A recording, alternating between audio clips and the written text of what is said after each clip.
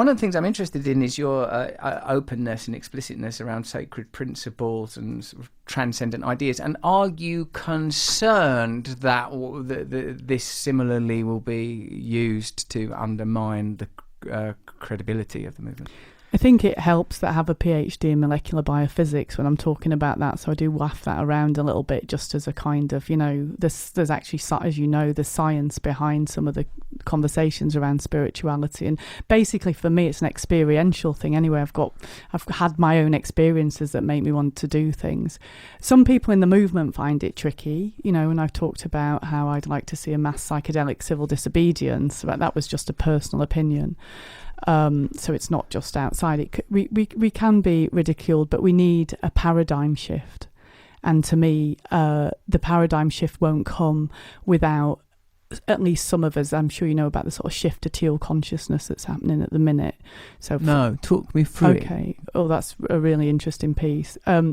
So there is this paradigm, there is a shift in consciousness happening. It sounds very hippie-ish when you talk like that. And I think it's really important that one of the main things from Extinction Rebellion is trying to remain a broad church, that if you have a very scientific paradigm and you want to focus on current politics and affecting current politics, there's a space for you. If you have a paradigm that says, I want to walk the Mary Michael line singing and praying, then there's a space for you in it. And that, as again, Mickey Kashtan talks about both and. Sometimes things are set up against each other, but they're not in opposition. No. They're just different perspectives and different needs. So there's a system called spiral dynamics, and you look at different levels of consciousness that have happened throughout history, and they check in online at different stages, and they check in online throughout your lifetime. Actually, it's really cool.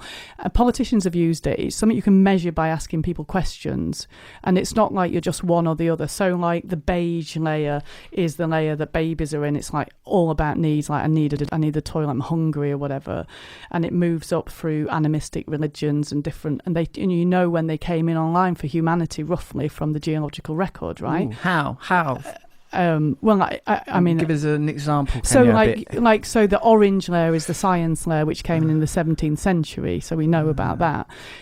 Some people, you might argue, are sort of a bit stuck in that paradigm. And then the green layer is the progressive left. So it's the idea of pluralism, and there's lots of different. It's interesting, the environment and equality. And then the red layer is the more tribal layer. It's like I'm into this tribe. So like when you're watching, it's West Ham your team, isn't it? Like when I'm watching Forest Green Rovers, it's like you're in your tribal. There's nothing wrong with these consciousnesses. It's just, there's a blue layer that's more conservative values about my family. I recognise and honour those values. I just don't only just have them. I also recognise that everybody's children are my children. The better part of me does. So what's interesting is there's an emergence of teal consciousness, and that's a kind of quite a leap. And in teal consciousness you can see the other values, and you recognise and honour them and appreciate their usefulness and their role and why they're there. And so it's like not wanting to feel in these separations. And what's really interesting is the teal consciousness. There's others, turquoise above, that gets into the oneness and stuff. But the teal one is has three main bits to it. One is vulnerability. Another is it's about purpose. And the third one is it's about self-organising, decentralised organising.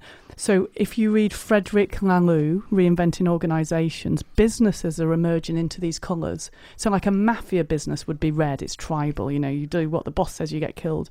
Like a corporation that's all about making money would use the scientific layer to work out how to optimise profit. Then you've had the corporate social responsibility green layer. But there's an emergent teal layer in business, right, that's purpose-led, and that's where we need to go to. What's a business that's an example of that? I'm going to say its name wrong because it's from the Netherlands, so apologies to the Dutch people, but it's something like Bertsburg or something. It's this business that focuses on community nursing, and they're so good because they're self-organising, and they're happy to get profit because profit helps them to get behind their purpose, but they're so behind their purpose they got 80% of the market share, and they started to teach their competitors how to be like them for free. so that they could have some of the market share back, because they wanted the whole market to be about really good independent nursing. Do you see what I mean? The purpose is what drives them. And like, that's my feeling. It's embarrassing what a good time I'm having in this social movement in a way, because like feel so in purpose. And that's what I see when people go through this process, which is face the abyss of these times, grieve, and then decide to do something about it. You get through, your heart breaks open, you step into courage, and then you're in purpose. And I see that in this movement, and that's the power that's in it, that's been driven by like a grieving. And some people, Daniel Pinchbeck wrote about this, that the transition of humanity will happen because we'll face a collective trauma. And there are many traumas in the world. There's the trauma of how, racism shows up in the world. There's the trauma of what's happening to homeless people. But part of the trauma is that you can separate yourself off from that. You can feel powerless about it and think and ignore it, or you can feel in the drama of your own life. There's something about the ecological crisis where we can ignore it, but it won't ignore us. It is going to get us all eventually. And you literally, if you've got children now, they are going to live through the times. They are going to live through the consequences. Like, it's baked into the science, unless we do something semi-miraculous, which we could if we put our minds to it. So there's something here about, like with an addict, we are a deeply addicted, traumatized society.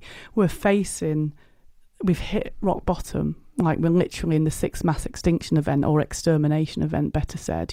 Life on Earth's being killed off by us. Our own future's being killed off. And the worst case scenario is a Permian mass extinction when 97% of all life dies. The latest IPCC report says that the permafrost melting, that's the mechanism. That's what leads to the mass extinction, the really full-on mass extinction event. So anyway, we're in that. You face that, and then humanity can do it needs a step change, doesn't it? It needs enough of us to do a step change, and I'm witnessing that happening. It's very exciting, but it's really tense, because it's like we haven't got any time.